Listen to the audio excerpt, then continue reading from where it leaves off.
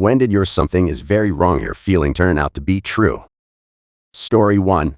A few years ago, about 1 a.m. Sunday morning, I had to take my dog out before bed. I live in a rough neighborhood, and I am a female, so I usually have my guard up, regardless of the time. Before I left the apartment building, my gut told me something was up. The street was completely void of traffic and people, except for a van parked out to the side of the road. Outside of it were 3 people, whom I quickly identified as male. Right away, my reaction is to keep my head low, put my jacket hood up, and not bring attention to myself. Out of the corner of my eye, I could see they were struggling.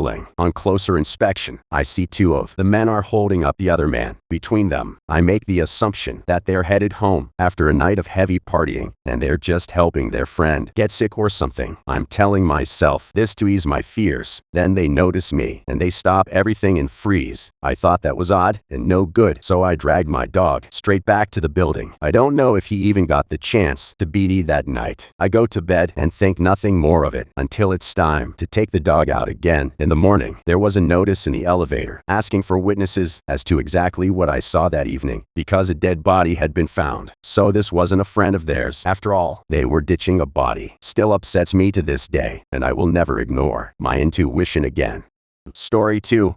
A storm was gathering as my dad was driving. I was 8, sitting in the back and looking out the window. I told him, "You better hurry. That construction crane looks like it might topple." Everybody laughed at the idiot kid. That evening, the whole family was watching the local news. They opened with that crane crashing down due to heavy wind. Although nobody had been hurt, I felt vindicated.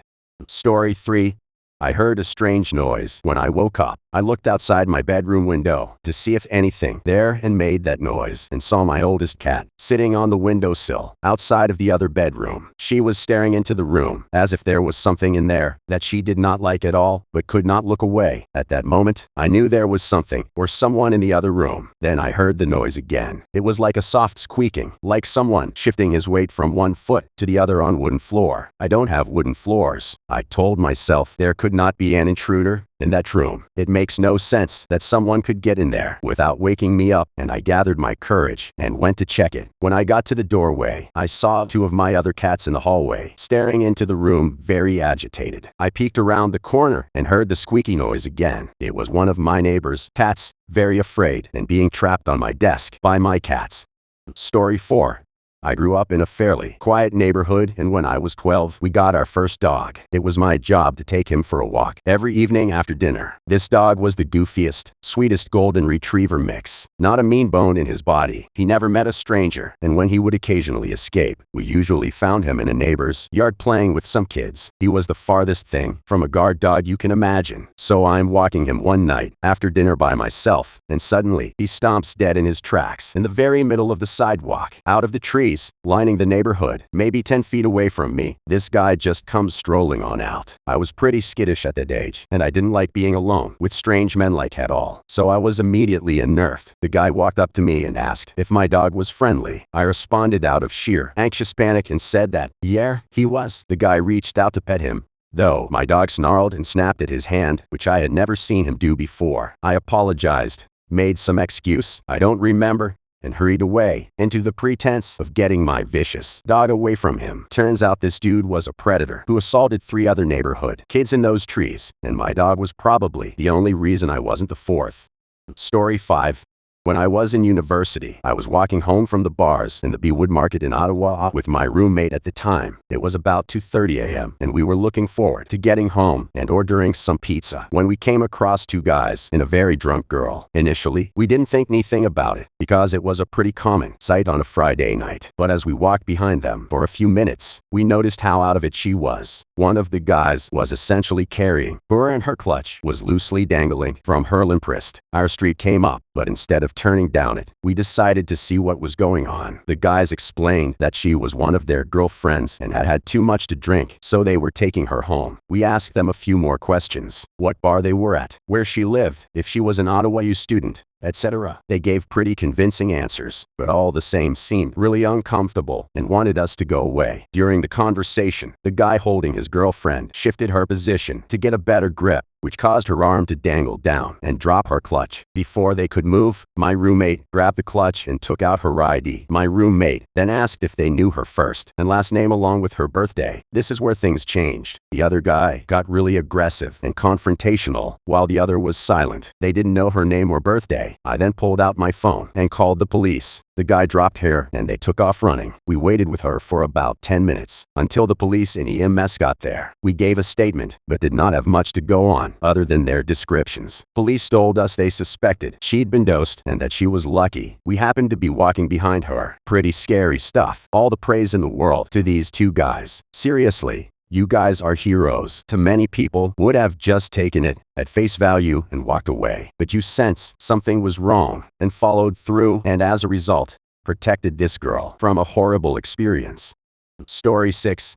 Got off the subway at night. There was one other person about a half a block behind me on my route home. This is a totally normal thing, has happened thousands of times. Totally normal looking dude, not even following me closely. I had a bad feeling, such a bad feeling that when I turned the corner on my way home, I broke into a dead sprint and hid behind a dumpster in the shadows part way down the street. By the time he came around the corner, I was well hidden and could see him from my hiding place. As soon as I saw his reaction to the fact that I wasn't there, I knew I'd been right to hide. He started looking for me, muttering to himself. He went up and down the street, looking around corners. I hid and held my breath until he was gone. It was terrifying. I'm so glad I had that sudden, inexplicable impulse to hide and listen to it. This is another one of those times. Guys, if your spider sense starts tingling, listen to it. Story 7. My friends and I went on a booze run. One night back in college, we live in Flint, and we're at a friend's house in a relatively bad neighborhood. We had our friend, who was 21, going while the rest of us waited. As we're sitting in the parking lot, we noticed a dude standing by the trunk of his car, a few rows of parking spots ahead of us. I had a bad feeling about him, so I was watching him the entire time. While my friends were all chatting it up and laughing, I noticed my other friend, who was driving, watching too. Sure enough, after watching us for a second, he pops the trunk, pulls out a pistol, and starts walking towards us. We noped out of there and floored it around the parking lot. Right as our friend came outside, yelled for him to get in, and sped off. Turns out there had been a ton of carjackings in that area over the last few months. Story 8. Not me, but my mom. When I was about 10 years old, I got invited to spend the night at my really good friend's home. My mom said no. I begged her to let me go, but she was adamant that I couldn't. She said that she just didn't feel right about it, and that no amount of pleading was going to change her mind. A few weeks later, my friend's dad was arrested for possession of illegal, explicit material. After he went to trial, it was found that he had abused several young girls. He would have his daughter invite them over for a slumber party and then prey on them when they went to sleep. If my mom hadn't trusted her gut feeling, I could have been one of his victims. Story 9. Several years ago on Thanksgiving, my mom was becoming extremely overwhelmed. The holidays have never been a great success in my family, and my parents had issues communicating, which led to a lot of stressful, intense dinners, and if it wasn't them, it was someone else starting a fire. Well, this year was bad. My mom had been cooking for hours to get ready to head over to my cousin's house. My dad was yelling about how we spend too much money on the holidays. It got to a point where my mom told me and my brothers to leave for the party ahead of them. We didn't get far from the house until a really bad feeling started sinking in my stomach. I knew my brothers felt something too. I said, "Can we go back?" And my older brother turned around immediately. When we got there, my father was gone. He had left out of anger, and my mom yelled at him to leave. My mother was in her bed, laying still with an empty bottle of sleeping pills beside her. She was still conscious when we came in, but started shaking and was falling asleep. We called 911. I later learned that the pill she had taken would only have put her to sleep for a long time, not actually kill her, but clearly it was her intent. She's had severe depression, and after this, she got some real help. Story 10. A little different perhaps, but I used to work for a company making barns. We were installing a rail made from old oil lines. I was using a large chop saw to cut the threaded ends off the pipe. A chop saw is basically a large gas-powered chainsaw with a 14-inch diameter fiber blade in this case. I'd gone to the last cut, and as I stood up, I had the weirdest feeling that something was wrong. Didn't know what, but I knew something was off. I looked around and checked my cut, which was good. Didn't mark the concrete below. Stood there for a solid 5 minutes with saw in my hands, trying to figure out what was wrong. All looked good until I moved the saw enough to notice a large hole burning in the shin of my jeans. Turns out I had stood in the sparks. Luckily, there was enough left for shorts. Though, that's a close one. This one definitely could have ended a lot worse. Story 11. I don't know if I had a something is very wrong feeling for this. However, I felt something was off. I was at my mechanic getting routine work done on my car during summertime. I noticed that he had a coat hanger, and every single hanger had a well-worn coat on it. I thought it was odd and out of place, but figured it's a mechanic's shop. They probably just leave it there from the winter time. No biggie. Not too long afterwards, maybe a few months, there was a drug bust at the shop. They were using those jackets to hold heroin. Our mechanic is in jail now, and honestly, he was a good mechanic, so I was disappointed. Ironically, my pediatric doctor got busted for bribery to prescribe certain medications and is likely going to jail too. Never had a vibe out of him though. This sucks too, since he was a great doctor. Story 12.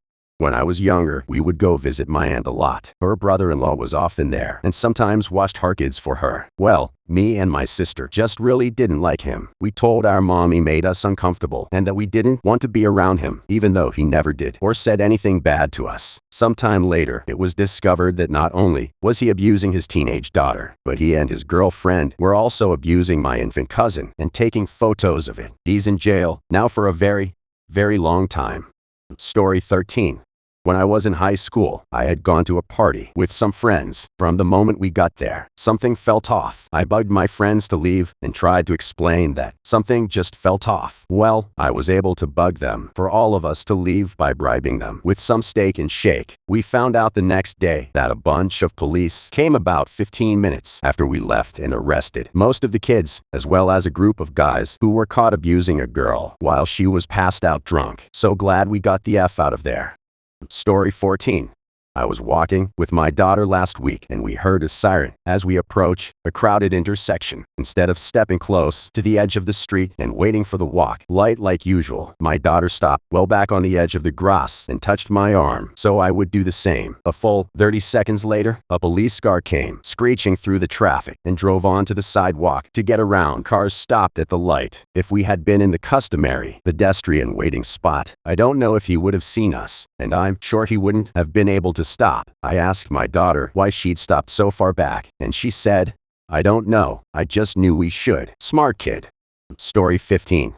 Not me, but my mom, and I'm doing my best to recall the story she mentioned to me a few months ago. My mom has been a psych nurse for over 30 years at a private hospital. One of the patients she was looking after was a very boisterous person in her 40s, and she'd been in the hospital for over a week. One night, mom noticed this lady was very lethargic, saying that she was just feeling tired and was going to have an early night and to get her meds early. This isn't going where you expect. Mom thinks this is very odd for this lady, but everyone has off days, and so she gives this lady her medication and she goes off to bed. About 5 minutes pass and mom still has a knot in her gut about this lady and thinks she'll just check on her stats. So she goes to her room where the lady is just about to lay down and checks her blood pressure, pulse, and oxygen saturation. This is pretty rarely done in a psych hospital unless people have other health concerns needing monitoring. This lady's oxygen saturation was down to around 80%. I believe, to put it in perspective, if it falls below 92%, your cells can't absorb oxygen, and this can cause permanent damage. Mom, in her over 40 years of nursing, has never seen someone with such a low level. She checks again in the same result. Mom calls an ambulance and gets this lady on oxygen. Later that night, Mom gets a call from the hospital the patient was sent to from the doctor, who lets my mom know the lady's fine. She had a blood clot. If she had been left for another 15 minutes, the doctor is certain she would have died. The lady made a full recovery and gave mom a beautiful scarf the next time she saw her. Story 16.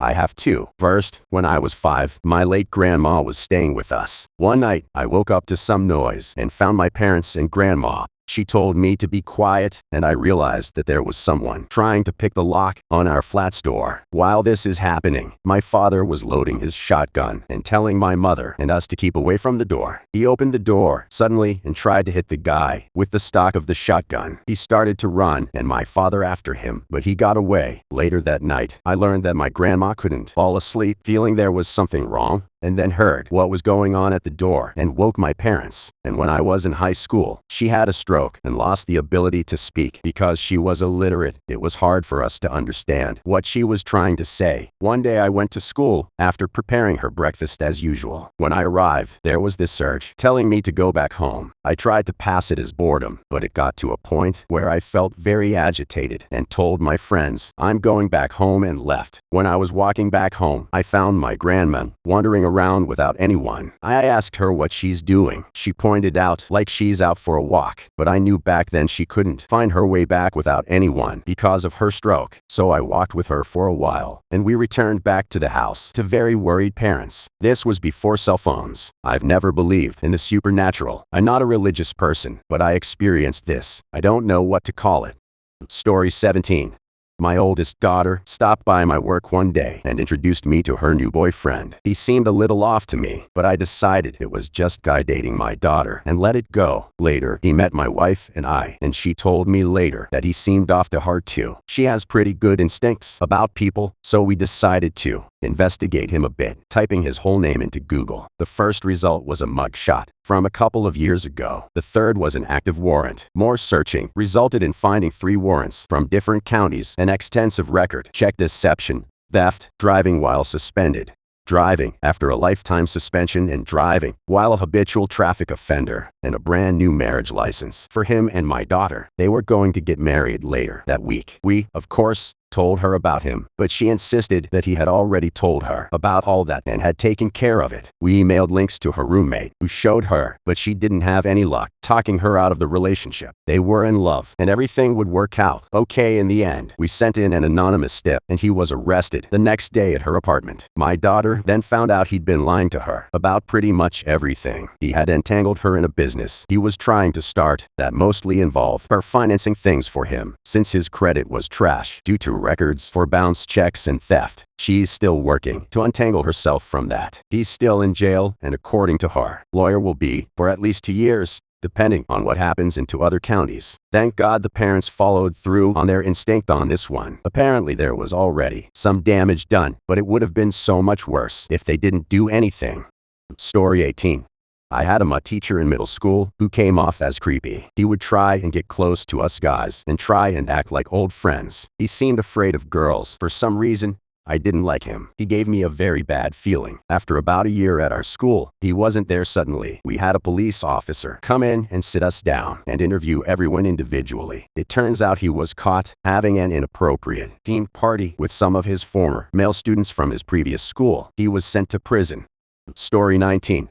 I got to the airport early and got something to eat at the restaurant, boarded the plane, and everyone is on, and I suddenly get a feeling of panic. Nothing else, just panic. I was used to traveling 3/4 of the month back and forth every week, so no problems flying. But in this case, I had to get off the plane. I grabbed my stuff, ran past the flight attendant, and said, "Don't wait for me, I'll get another flight," and sat down trying to calm down. An announcement comes over the speaker that they're looking for me, and my flight is leaving. It leaves. I watched the flight start to take off. This was in Detroit, by the way. Then it happened. The worst cramps I ever had. Ran to the bathroom. Food poisoning from the restaurant. I would have been on a 2-hour flight, stinking up the plane while ejecting the contents of my stomach from both ends. I'm sure the entire passenger compartment thanks me, though they don't know. Story 20. When I was a little kid, I stepped outside to walk home from my neighbors 2 doors over. I smelled what I knew was a bear, which are common where I live. If you've ever smelled a black bear, it's not that different from a skunk, which is what my friend's mom told me it probably was when I asked her to drive me home, even though my house was literally right around the corner. The thing is, a skunk smell is strong, but it doesn't travel. A bear's smell is more permeating. Begrudgingly, She drove me, only to see the bear sitting on my back steps outside the door I would have tried to enter my house with. Black bears aren't that vicious, but my friend's mom apologized immediately about not believing me. Could have walked straight into that thing at the age of 12. Story 21. When I was doing my PhD, I got offered the chance to do a Central European University summer school program, to do a course that would have been extremely valuable. I even got offered a full scholarship to do the course and free accommodation, etc. A really amazing deal. 2 weeks before I was supposed to leave, I said to my boyfriend at the time that something's telling me I shouldn't go, and I was like, brain, this is the opportunity of a lifetime. But the don't go feeling just kept getting stronger, so I withdrew from the course, feeling stupid for doing it. The day after I was scheduled to leave, my perfectly healthy mom got sick. A week later, she was in a coma. A week later, we had to turn off life support. Our funeral was a week after that. I would have been away in her last waking moments. Story 22.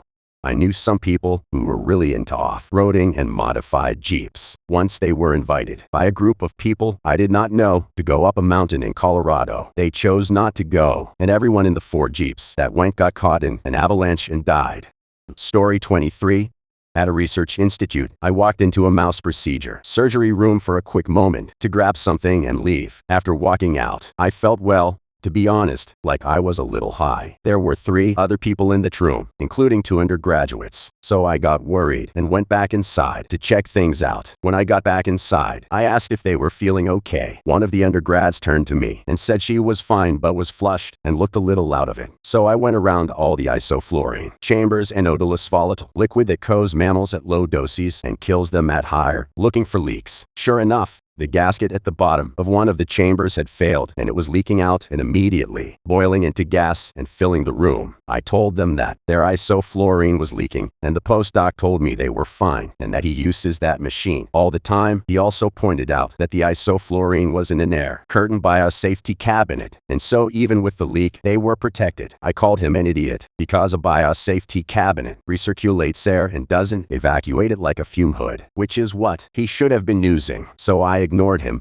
propped opened the door, and ordered the undergrads to get out of the room. I then went to their lab manager and told her what I'd found. Their lab manager came down like the wrath of God. When you subscribe, make sure to hit the bell to turn on notifications. Thanks a lot for watching, and we'll see you guys next time.